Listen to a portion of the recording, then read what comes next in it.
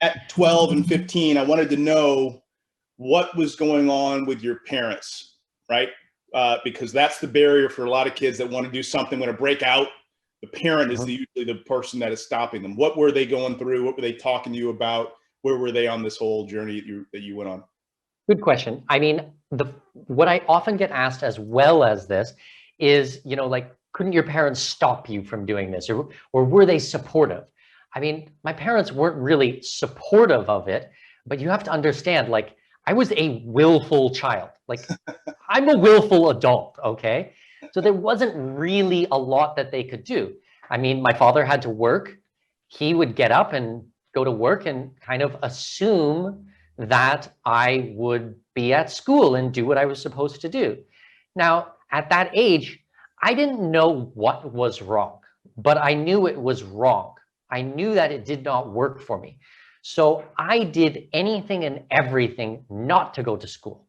So I lied, I pretended. Talk about, as a child, I remember having to pretend to know how to read so that I could get through. By the way, side note about my learning disability, it's a form of dyslexia. So now, even today, actually, I'm a voracious reader. I might just do it in a slightly different way. Like, I really like audiobooks. I really like podcasts. I read on average more than 100 books a year and have done it for more than 20 years because my creativity and the things that I have passion about was not beat out of me when I was a child. And I was fortunate because my parents didn't try to beat it out of me. I mean, they tried to guide me and coach me. My parents loved me, of course. They want the best for me. And I'm not going to say like, oh, they weren't concerned or they weren't worried. They were. But now looking back, they know and I know this was certainly the best decision for me.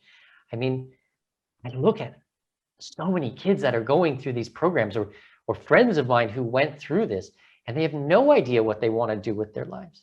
They have no idea, they have no passion, because all of these types of things that they were passionate about, they were told were wrong, that were bad. I mean, I didn't have that. I had to discover everything on my own. And that curiosity, it just never left me, if that makes sense.